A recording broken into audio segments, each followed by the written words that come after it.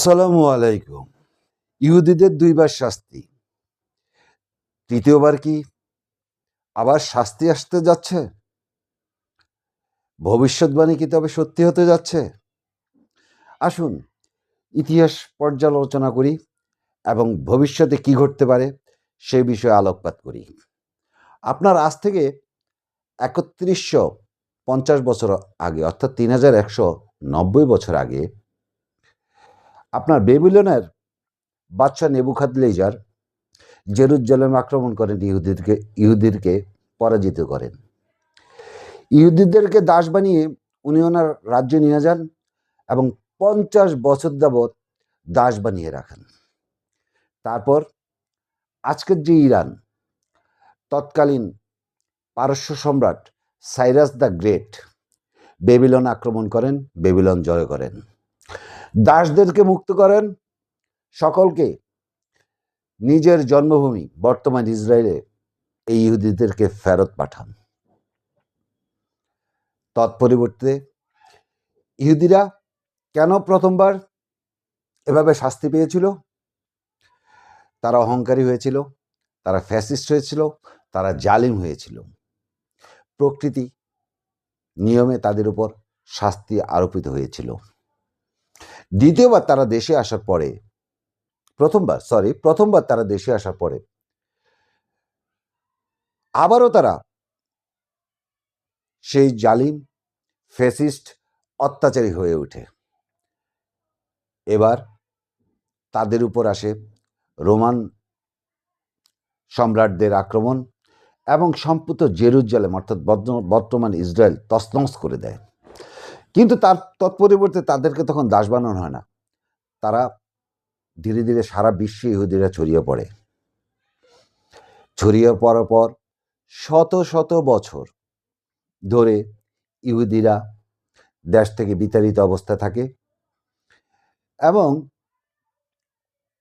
Basically Ottoman সাম্রাজ্যের আমলে তারা আস্তে আস্তে আবার জেরুজালেমে ফিরে আসে এবং জেরুজালেমে ফিরে আসলেই তারা নিজ নামে কোনো জন্মভূমি পায়নি। সাম্প্রতিক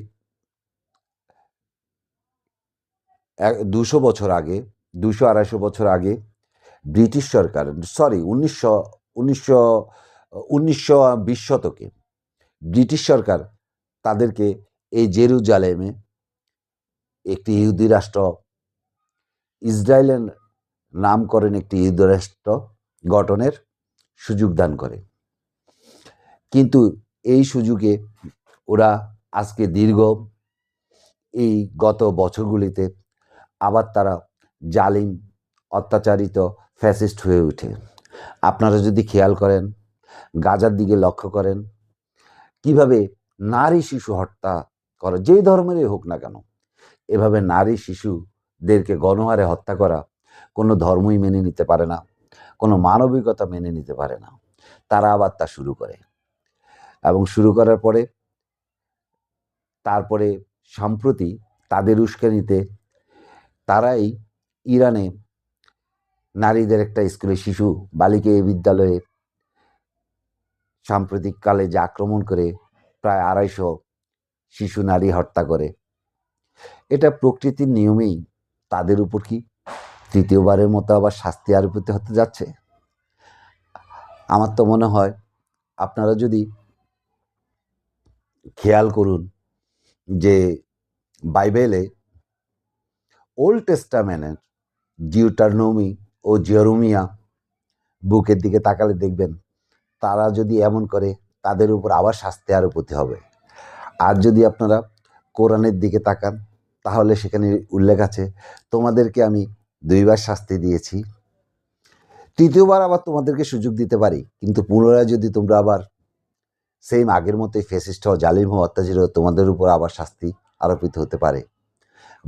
বর্তমান প্রেক্ষাপটের দিকে তাকালে আমার কাছে মনে হয় যেই ইরানকে এত অবরোধের মাধ্যমে কোণঠাসা করে রাখা হয়েছিল, সেই ইরানকে এবার বিনা উস্কানিতে, বিনা প্ররোচনায়, বিনা কারণে আক্রমণ করে ইসরায়েল কি, ইহুদিরা কি তৃতীয়বারের মতো শাস্তি পেতে যাচ্ছে? আপনারা দেখবেন শরণার্থীকালে কখনোই ইসরায়েলের বুকে এত বড় আঘাত কেউ করতে পারেনি যা ইরানিরা করেছে। ইরানের উপরিভাগের অবকাঠামোগুলির দিকে খেয়াল করলে দেখা যায় প্রায় সকল অবকাঠামো, গুরুত্বপূর্ণ স্থাপনাগুলি ইরান ধ্বংস করে দিয়েছে। ইভেন ইতিমধ্যেই প্রায় ৬-৭ লাখ ইহুদি ইসরায়েল ত্যাগ করেছে, অন্য দেশে চলে গেছে। তো এতে করে পরিলক্ষিত হয় তবে কি কোরআন এবং বাইবেল মতে ভবিষ্যৎবাণী সত্য হতে যাচ্ছে? বিচারের ভার দর্শক আপনাদের উপর। যদি আমার আলোচনা ভালো লাগে তাহলে সাবস্ক্রাইব করুন। আল্লাহ হাফিজ।